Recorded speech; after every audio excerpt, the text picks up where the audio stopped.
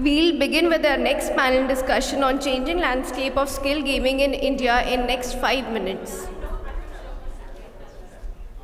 On changing landscape of skill gaming in India,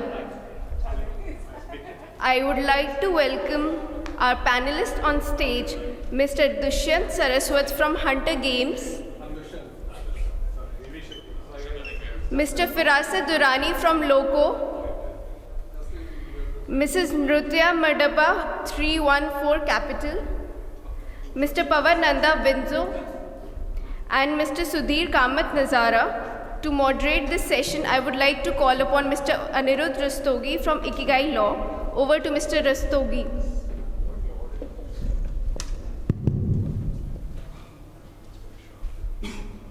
Hi everyone. Good morning. Very, very happy to see a full house and starting out on time. Very interesting panel. We're going to be discussing the changing landscape of skill-based gaming in India. The landscape has been changing, I guess, over the last 3-4 years, and with a lot of developments in 2023, we're already set to see, I think, a very dynamic landscape, a shifting landscape for the rest of the year. So why don't I start out with asking the panelists their predictions for 2023. How do you think the landscape is going to change, continue to change? Opportunities, how do you find your businesses kind of placed in that changing dynamic? Shall we start with you, Firasat, and then go one by one? Sorry, I thought I was the most unsharply dressed person here, so by virtue of that, I would get like the last chance. But yeah, thank you for being here. Thank you for having us, and thank you for welcoming us. It's a pleasure to be here. I've always noticed products, the wane and wax of products growing and reaching their full potential under the influence of three clear indicators. One's an investment interest, the other is the amount of product innovation, and the third is user recognition. Everything revolves around the triangular spade of this equation. So far we have seen a bunch of investment interest and product innovation, as you've yourself observed over the last few years. However, because of the current regulation conversation that that the government's exploring along with the key industry leaders, I feel because recognition is, regulation leads to recognition, and as a result of that, there is going to be a bunch of user recognition to the effect that it's going to in turn increase and again boost the other two parts of the equation, which is the product innovation around it as well as the investment around it. That's principally what I'm excited about over the last few years, especially since the regulation conversation has begun. We've noticed things that we never saw before, like e-sport courses getting sold online. A couple of years ago, I would have had to fight a really talented esports player's dad to give them a chance to play a skilled game at an esports event, which is perhaps India's largest at that point of time, but the parents would not understand or not get it.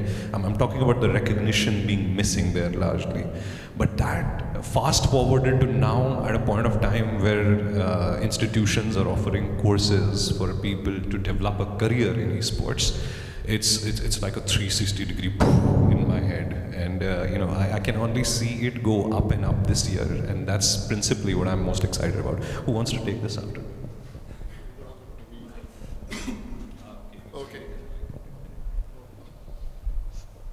So in summary, 2023 is about regulation. So, hi, I'm Paavan, co-founder of WinZO. I think Firasat very beautifully put it, and I think he summed up also very well. Essentially, we need to understand that the panel is about growth of skill gaming industry, right? And game of skills is a very interesting industry that happens or is happening here in India, and it's at the cusp of exponential growth. What we need to understand here is that India is one of the very few countries that does not allow any kind of gambling, lottery, betting. That is illegal, but promotes game of skill or wagering on game of skill. What that does essentially is that all kinds of monetizations that in other countries are either in the form of gambling or in the form of in-app purchases converges here in India in the form of game of skills. And of course, the players have been operating, the industry has been operating for last 10, 12, 15 odd years. WinZO in itself has been operating now for close to 5 years. But what 2023 per se is going to bring is going to be phenomenal clarity on the regulatory front. Something that is super crucial, right? And we've all seen seeds of that in the first 2 months of the year itself, wherein we started off the year, I think on the 6th of Jan, MeitY came up with the draft amendments to the IT guidelines, where they clearly called out how they're thinking of setting up and regulating the online gaming industry or the game of skills industry. Then on the 1st of Feb, even in the budget, how the Honorable Finance Minister has carved out online gaming and has really separated it and segregated it against betting or online. I think these are some phenomenal strokes in our favor as an industry. And now what this is going to do is essentially give clarity to the whole sector. Of course, we've been operating with full clarity from an execution standpoint, but like Firasat also mentioned, it's going to now let investors, retail investors, institutional investors have more certainty around their outcomes as well, right? We feel once we have more clarity around the sector, around taxation, for example, again, GST is a topic which I think should get solved in the next couple of months. There'll be a lot of companies which will actually go ahead and go public. I think there are a bunch of profitable companies in the game of skill sector which are probably waiting for just these regulatory certainties, and then they have all the wherewithal to go public. Them going public, generating results, will in return, of course, attract newer, more fresh capital to the early stage ventures. And I think once you get capital, then of course gaming entrepreneurs can invest that capital into generating better content, of course hiring better quality talent, and overall growing the sector. Not just that, but I also feel once that flywheel sort of kicks in, there is nobody stopping Indian gaming entrepreneurs to go ahead and actually take on to some global territories as well. So in the next couple of years, we can see some of the Indian skill gaming companies to actually gain great market shares even in international waters.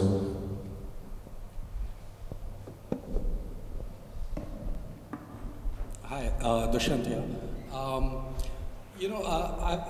One of the earliest people in real money gaming, when back in the day quizzes were played for cash and won cash prizes with telco billing back in the day, right? And set that up. I've seen this industry for a very long time. It's almost like been 12, 15 years, and all of these regulatory changes that we're looking at optimistically today are belated, and I'm so happy it's happening because I have a very simple question to ask you. How many unicorns are there in the gaming space? Anybody has an answer in this country? You can say 4, one listed, and all of them are in the space of real money gaming, almost all, unless you'll see a portfolio like Nazara, which has real money gaming.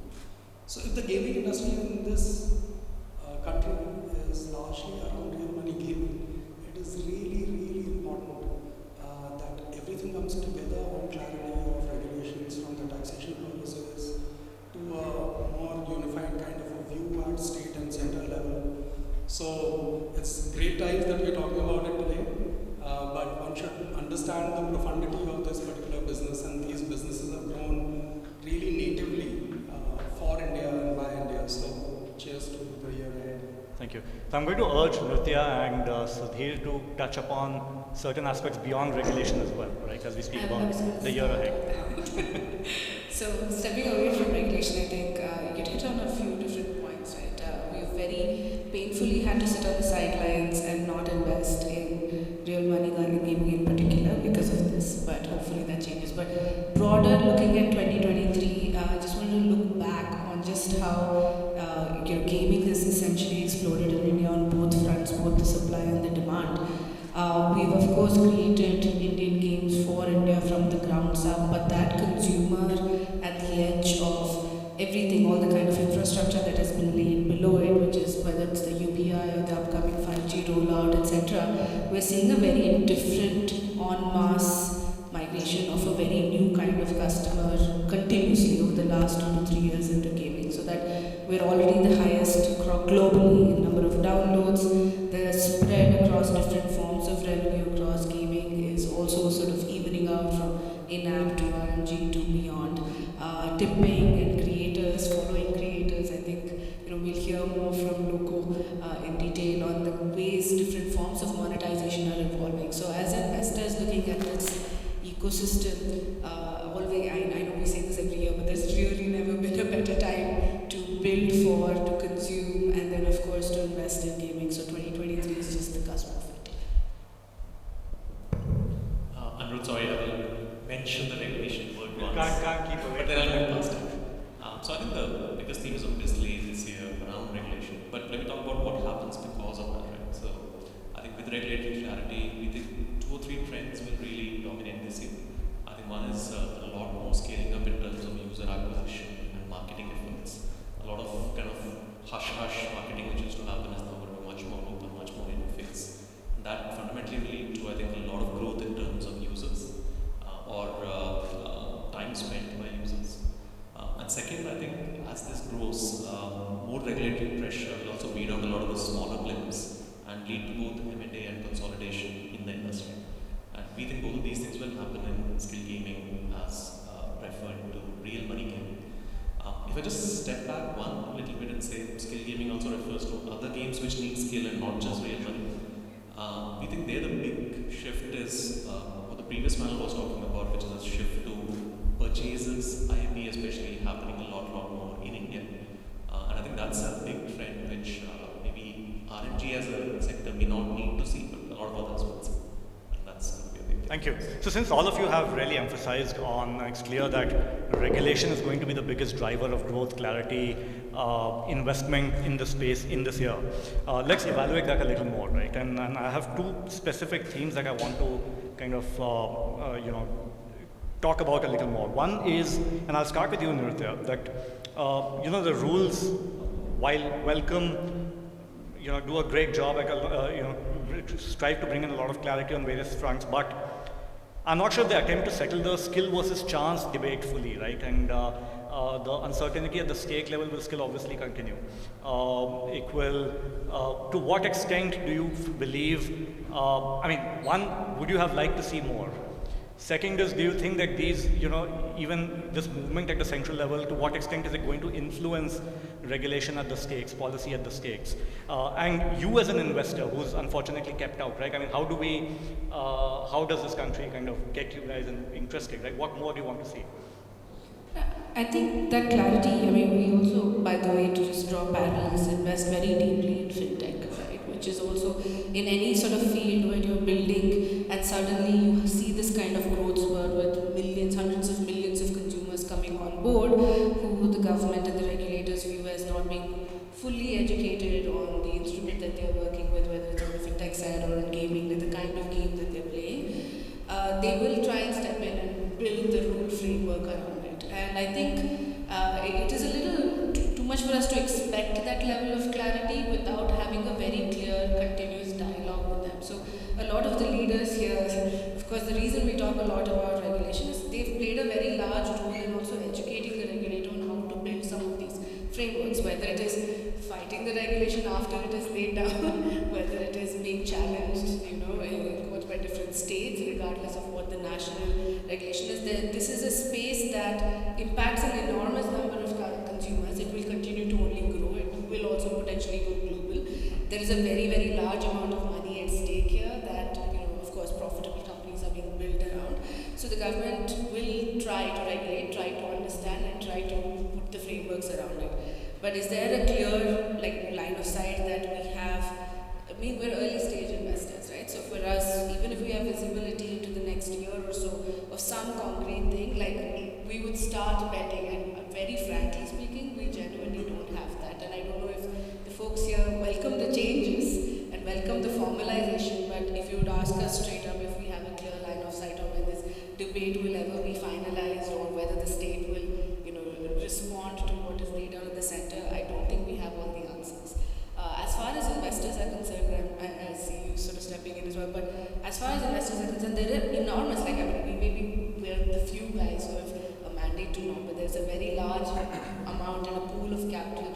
globally and otherwise extraordinarily interested in turning its sights on India, or already has in the last few months. We had Kraft on in the room before. They've stepped in such an incredibly strong way to be able to build an homegrown ecosystem out of here, both on the supply and demand side, and that capital will continue to flow into the next few years, both strategic and institutional. I think I wouldn't. This is exactly what I was expecting. I was not expecting more, because we need the conversation to begin first and then head out ahead in the right kind of manner.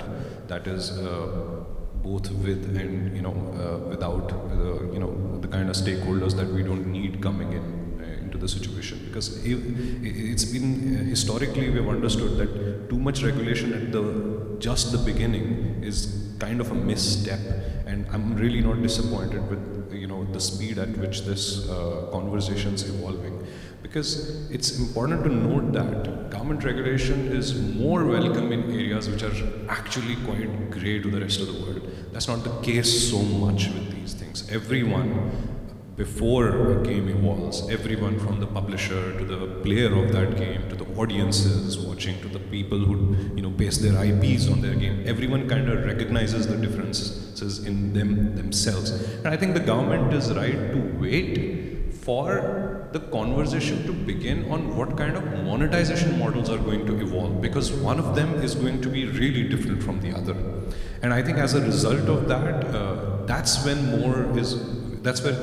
point we're going to see more things coming in, and that's exactly how I would like to see it proceed. Not like here's a bunch of rules from here on which are unanimous and do not differentiate between one kind of business and the other. So I think it's on the right step.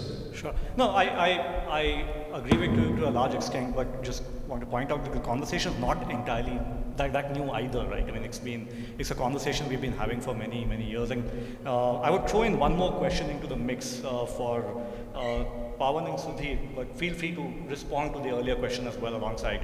I would like to explore a little more about the SRB mechanism that's being proposed, right? And obviously putting in place an SRB is I think the design of this mechanism is going to be important for its effectiveness. So what would an ideal SRB mechanism look like? What are your views about having a singular SRB versus multiple SRBs? How do we best operationalize? What are the problems you anticipate in operationalizing these? So either of you, if you would like to take this up. And I'll go first. So the SRB structure is, I think the multiple SRB structure is welcomed. Earlier, of course, the concern was that how about only a single SRB with different industry players also part of it, us showing and pushing our data, IPs, everything into the same, can lead to leakages, can lead to violation of IPs. I think multiple SRB structure, to a certain extent, addresses that. We need to also understand that the roles the SRB should be really playing, right? I mean, I think it's about containing any kind of offshore betting, gambling, basically illegal entity to operate freely in India the way it is happening currently, right? It is also about containing anti-money laundering. It's about, let's say a new player just comes in, launches a very gambling or a betting kind of a format, operates as a fly-by-night operator and leaves, right? I think so. Consumer grievances, something. I think those are the roles that multiple SRB structure should play. One particular challenge or apprehension that we envisage around pre-registration is that, I mean, just in case the guidelines come in and they mention that every game developer has to first share their game details, game IP, data, everything with an SRO, and only then, once the SRO approves, only then they will be allowed to launch their game. I think that can be really onerous, right? One, of course, it will have a direct impact on the protection of my IP. I mean, information get leaked. I mean, and it's very hard to get stuff patented in India. We all know that, right? I think what's important is that SRB should establish and have some kind of powers envisaged to them, wherein they can go about inspecting any particular player. But at least for players, and especially mature players, let's say like WinZO, which is already a proven track record. We've been operating 100+ games. We launch one new game every week. It's going to be very difficult for us to every time before launching a game go to an SRB for an approval, right? For players who are the good players, or the mature players who have actually shown some kind of credibility, already invested in this sector, they should be allowed to give some kind of a self-declaration and then go about launching their game of skills the way we've been continuing to do for last 5 years. And if SRB has an issue with that, they can of course reach out to us and we'll be happy to support them with whatever data they need. I think that is one important aspect that we need to definitely table it, and ideally should be addressed when the final guidelines come out. Yeah, no, definitely an important one.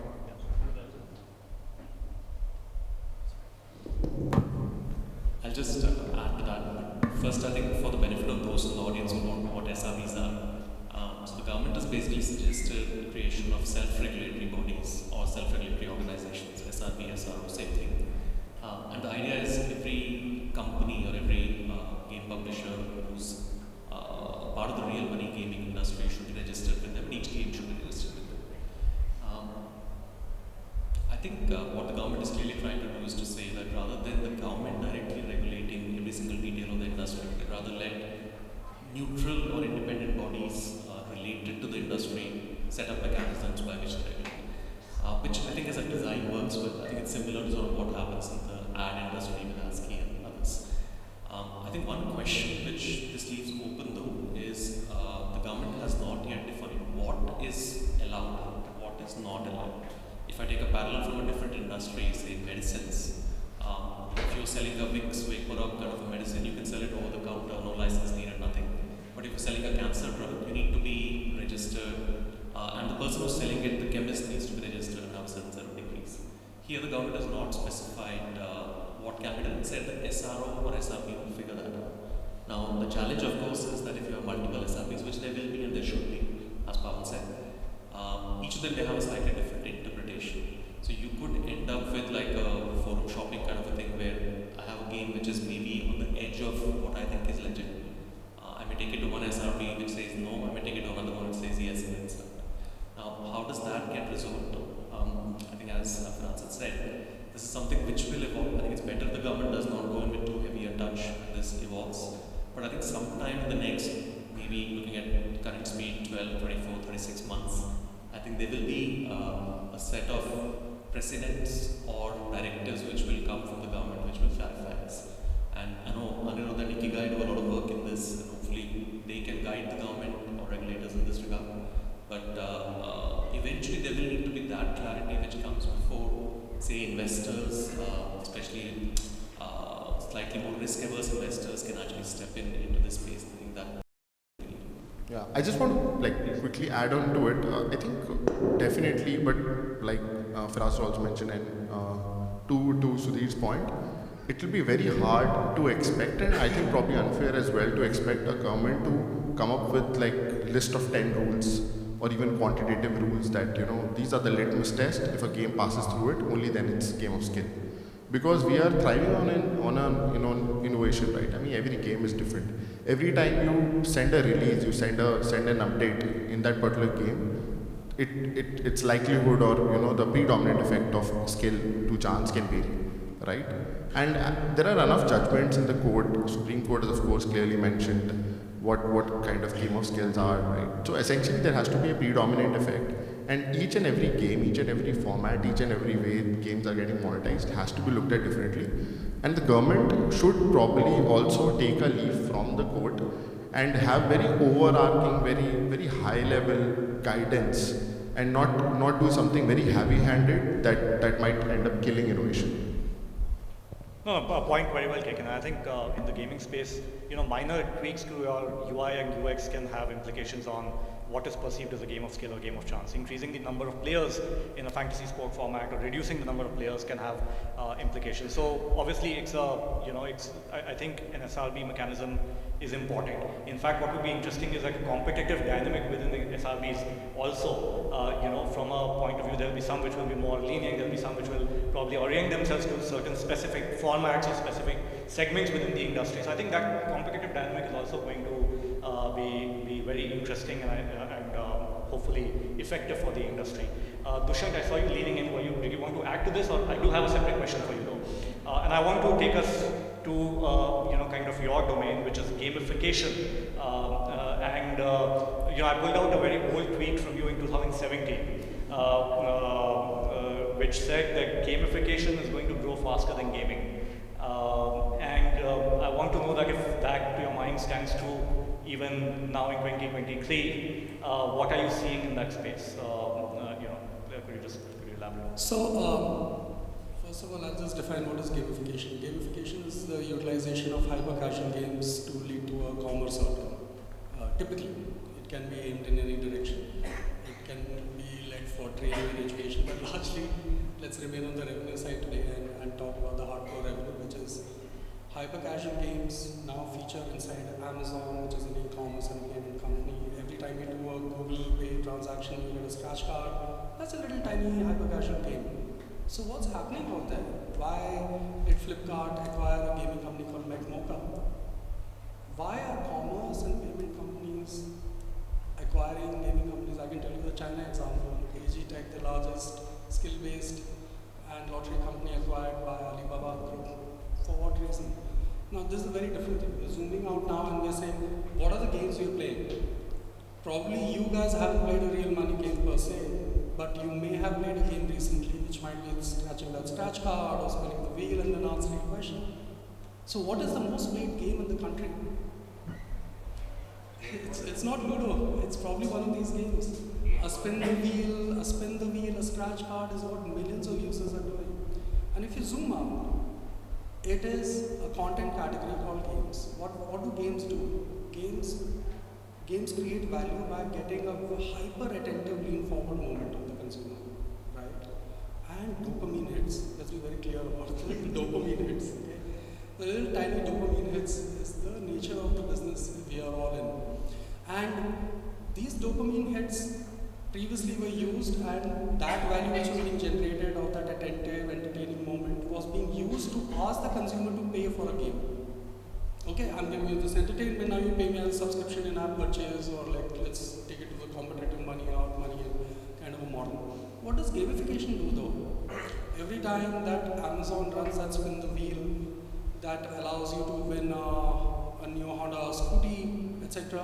Honda not only pays for that scooty which is going out, it also pays way more to Amazon as advertising value, because there's so many eyeballs who spend more time with you. Remember that one ad of Liril on YouTube. I don't know why I'm watching Liril ads. Something is wrong. Okay, but the one ad is like 30 paisa for a 10-second ad.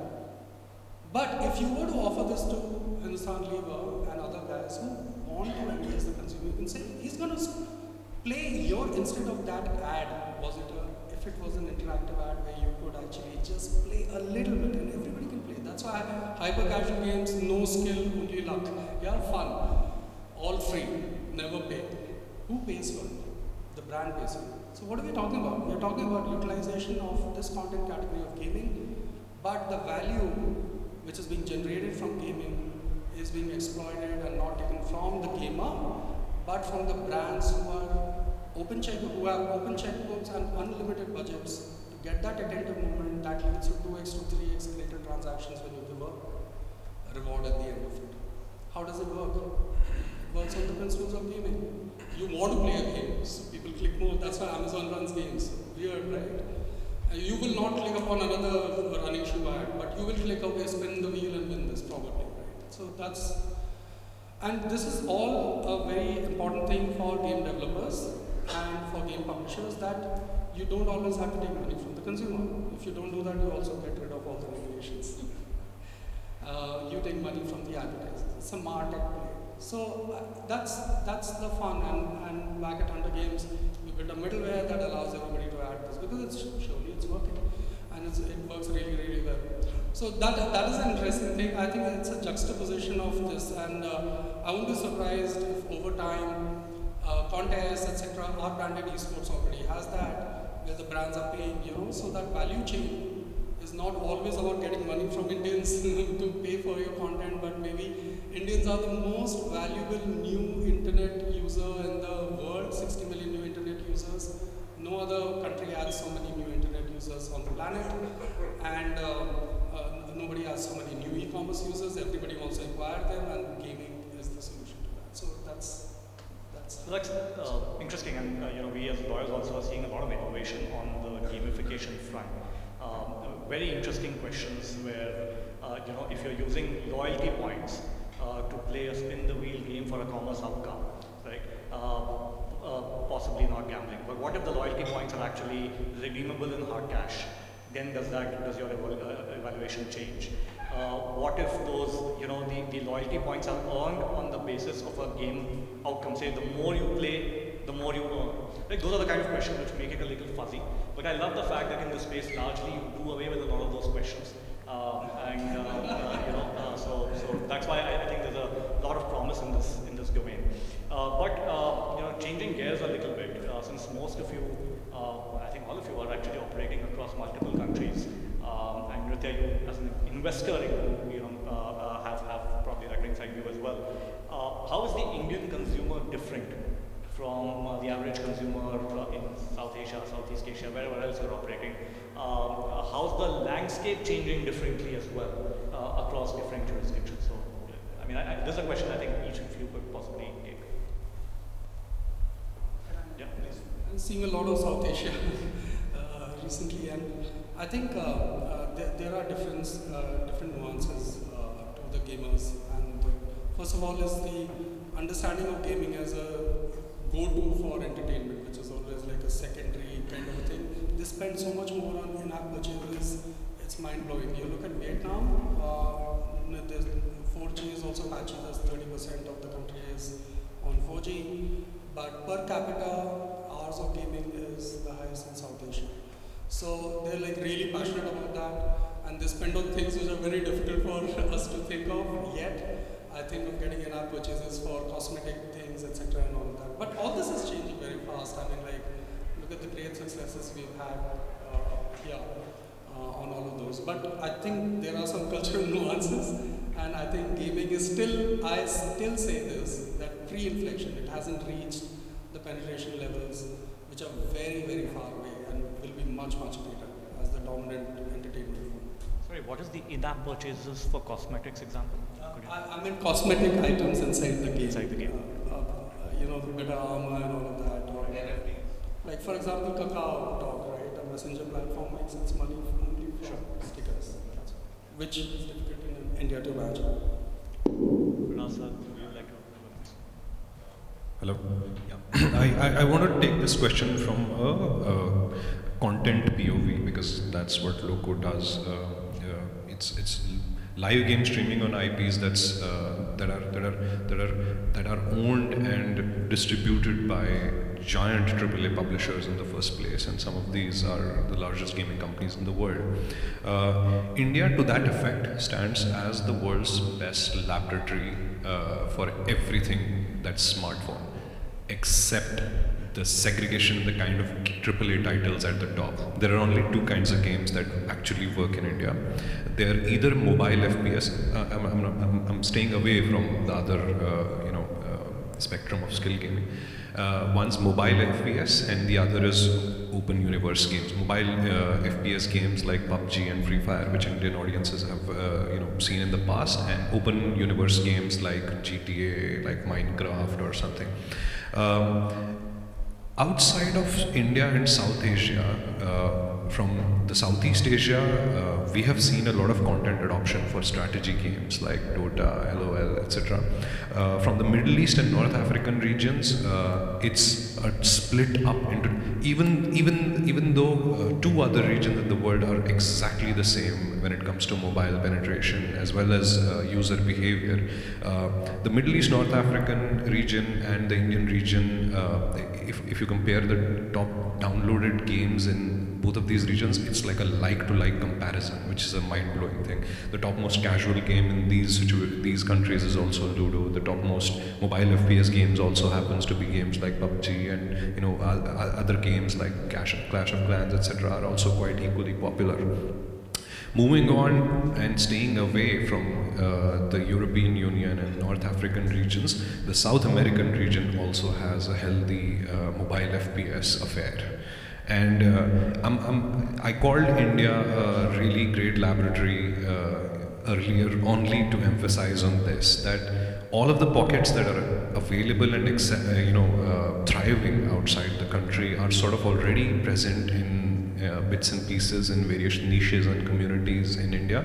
Even though India is not a PC market per se, GTA 5 gets tons of viewership still when creators start making content out of it. The same happens to Minecraft. In fact, right now, some of India's largest IP consumption when it comes to content stands in these games, because the FPS games are not so much available per se. So I'm noticing similar trends when it comes to countries that have as good a mobile and penetration as India. And this is not just visible across the type of games only. This is also visible across in other spectrums, and like demographics, like the sizes of the games versus the interest versus the time spent in these games. That's what I've noticed. Does anyone want to add? Yeah. Just a very small point, which is just around player behavior, around payments and being willing to pay for something. I think in India, one of the reasons why RMG does so well is because you're not taking an upfront fee of any kind. And Indians tend to be bargain hunters in that sense. So if somebody says you can pay 1,000 rupees and play as much Rummy as you want every month, the guy will say 1,000 rupees is too much. Sure. But he will happily play Rummy until he pays 10,000 bucks a month in fees. And that does happen quite a lot. I think the switch which is beginning to happen is now people being willing to pay upfront in the form of IMAs or purchasing cosmetics or others in the game. And that's across games, obviously, not just and that switch is beginning to happen. We see that in other markets, but in India. Anyone else would like to add this? Okay. Just quickly, I think we shouldn't underestimate the kind of leapfrogging in consumer behavior and purchase behavior that's happening in India broadly. So even outside of gaming, for instance, we've got a company called Coco FM that does audio-based podcasting. 22% of their paid customers every month, first transaction on the internet is a paid audio subscription. And that product exists 1.5 to 2 years ago.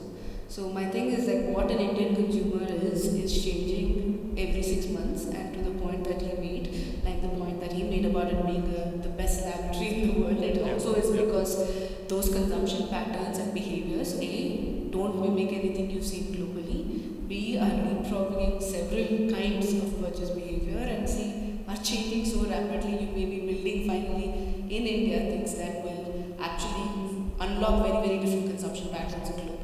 So really looking sort of beyond the West or even the East for that matter for models and comparables, while that held us back for a long time on how to raise money if you don't have a company that looks like you or a customer that looks like you anywhere elsewhere. Now we see that narrative flipping in a big way.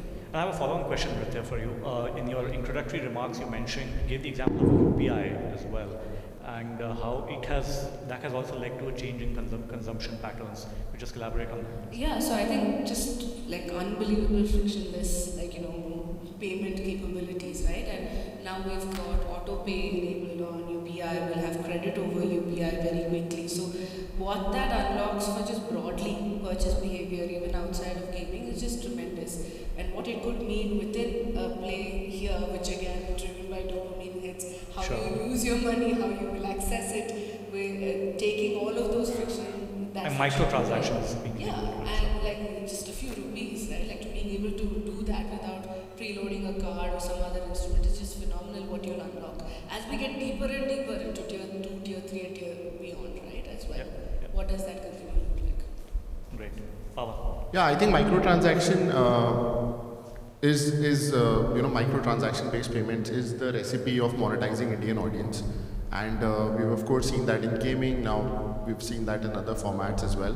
But to Sudhir's example, the reason why that person is okay to sort of pay a little bit and then play and then pay some more is because of UPI, people can actually pay as low as 10 rupees and enter into a game, and the kind of penetration that UPI offers is phenomenal, right? And absolutely free of cost. Versus some of the international consumers that still rely, to a large part on their wallets or credit cards or bank penetration. I think UPI has really unlocked the way India transacts, especially the tier 2, tier 5 audience, which contribute to 90% of the gaming audience. They are relying on UPI. I would say 80% of our transactions on WinZO happen on UPI.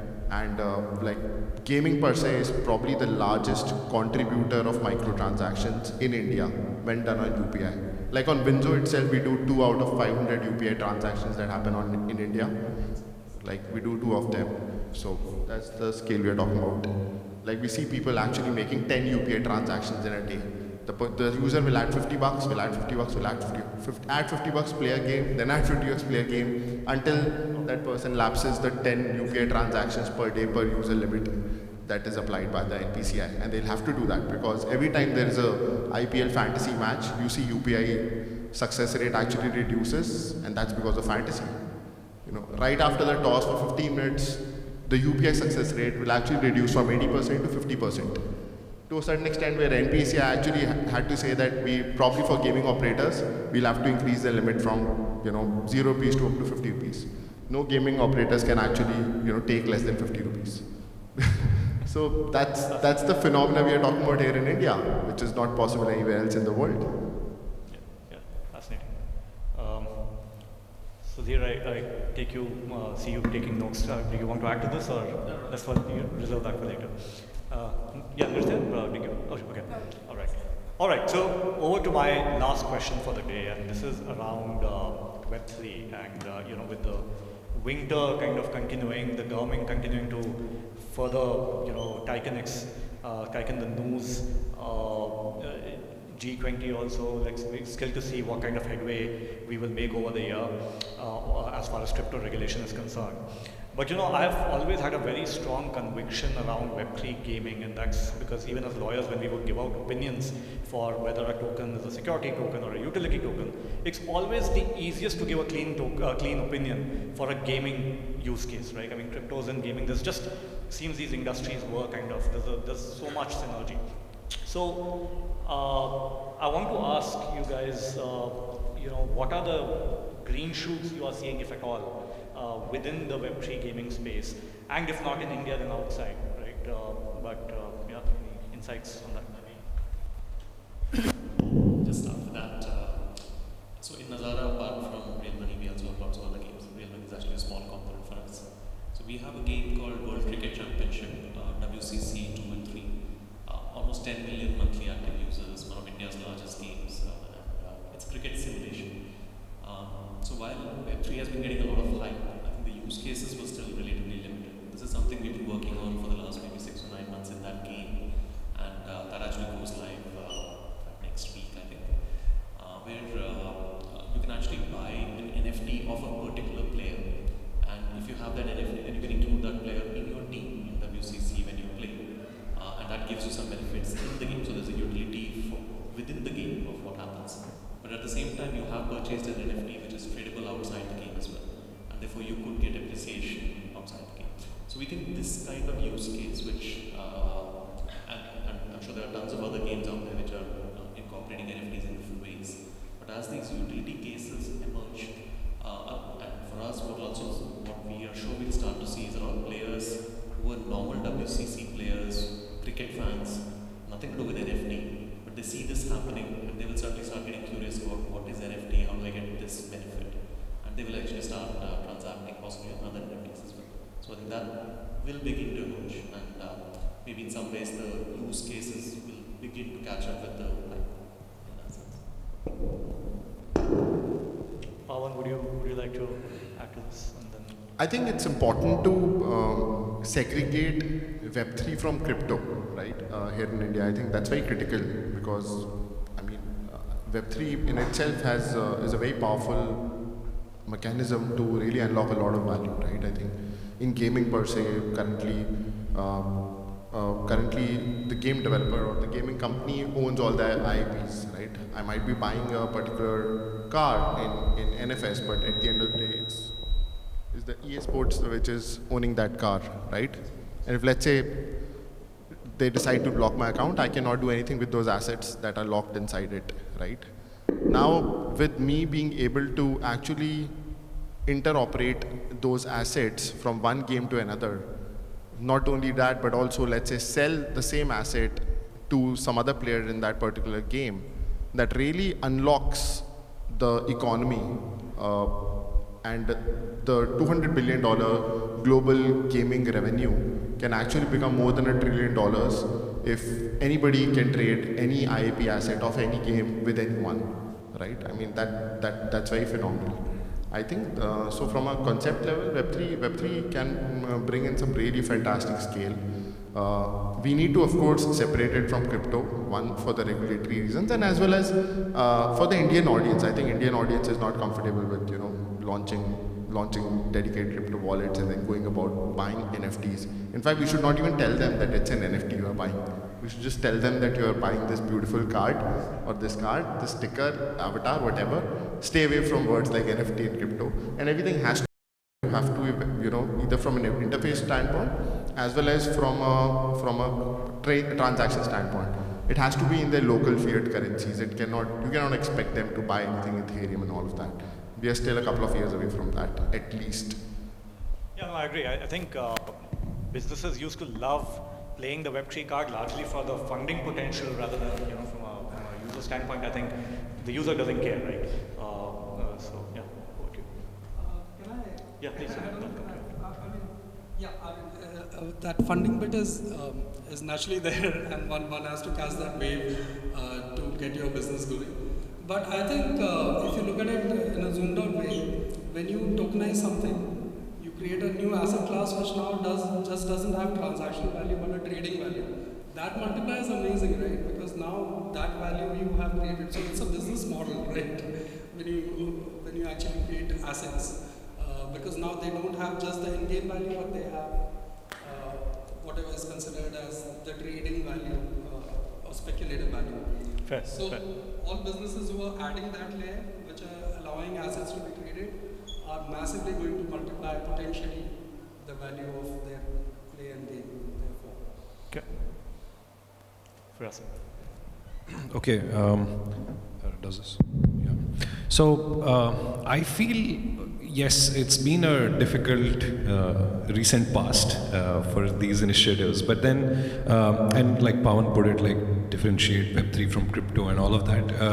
When I look at it from like 100-kilometer distance, I see that everything that the new age tech brings in to the Indian audiences or the audiences in global, on a global level, sort of always have two main story pegs to cross. One is the talk about the innovation it brings in and the new way of doing things that will kick in the future, and other is that that layer of trading products that Dushyant was talking about. And I feel in the past I could have, like, even if I talk about crypto, I would not be able to tell you which coin is going to make it. But I, as a technology follower, will swear by blockchain as a technology. Right? There's no contention there. As a technology, it stands on its own. It's got a lot of value in the way it does things and handles certain things, which was impossible before. We could see that getting done before, like that, and that kind of efficiency, and that kind of, whether it's about efficiency, whether it's about speed, etc., etc. I look at Web3 in the same way. And that's why I think our tryst with this is going to be interesting, because rather than looking at bringing users to Web3 at Loco, because we're all, our consumers are not really users to us in the first place, because we don't look at them yet as monetizable entities. We still think of our users as fans first. And I feel if the industry sort of leads, leads itself and the various users and the various stakeholders of this ecosystem to approach this entire industry in that manner, that we first start building fan experiences that are more meaningful to fans, and sort of sit down in the kind of mind share that the fans expect in the first place. Yeah, in the real world, it's not, if there is an area, you might not be able to gather 200 people without police's permissions, but you can do that on Twitter, right? And the intention is to gather support for something, because all of those people feel for something, right?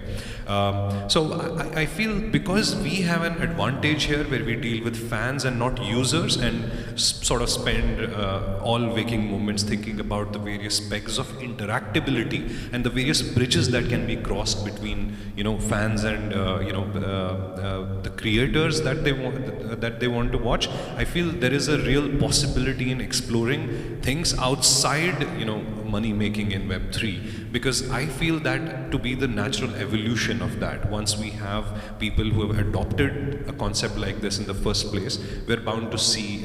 Just this morning, actually, we announced a partnership with Avalanche blockchain to sort of, in this current year, think about the various and work on the various aspects of this, building fan experiences on Loco for the sort of recognition and adoption that we might want to see in the coming years.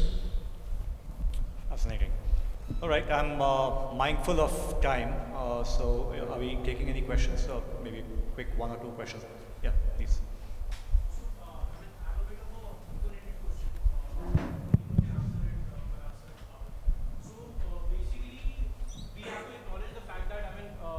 Today, gaming environment, gaming company, gaming companies have quite matured with the age, with the years passing by, and also not just in terms of the business aspect, also in terms of the graphical aspects as well.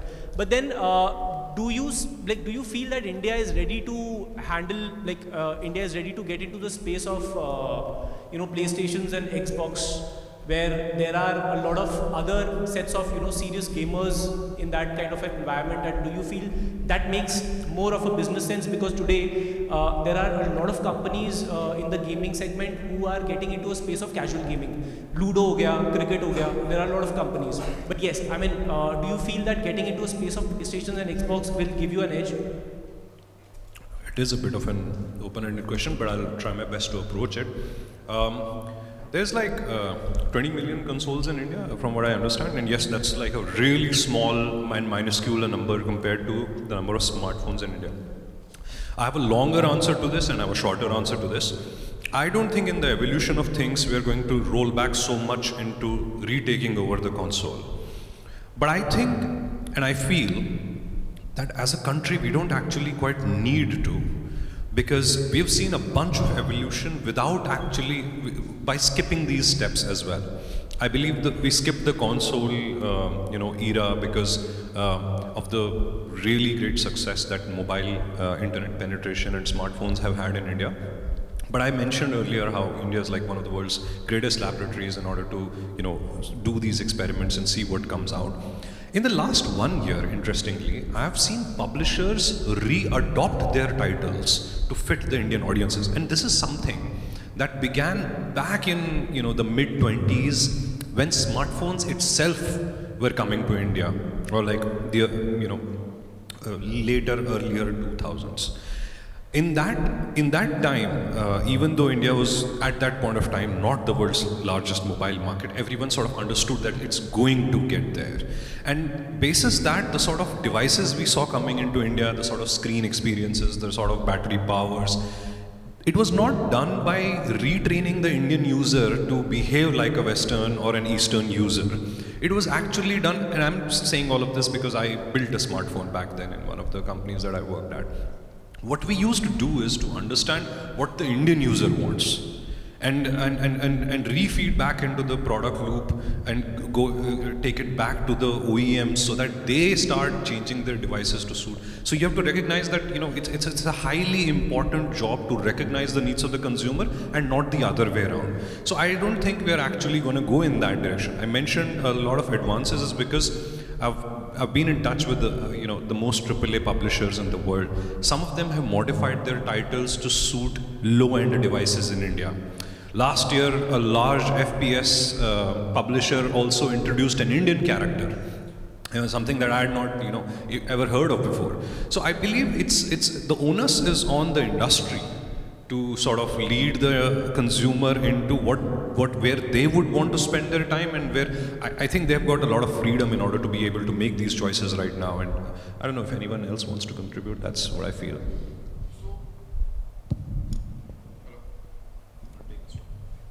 I'll urge you to keep it short. Yeah, very short. I think everybody should play to their strength. Our strength is mobile gaming. We are the highest, number one, right? 15 billion mobile game downloads. Rank 2 is at 5 billion. We are almost 3 times rank 2. So the future is mobile gaming for India, and that's, I think, every mature player primarily focuses on, at least in the Indian gaming industry. Perfect. Well, thank you. And I'm sorry, you'll have to take this question offline.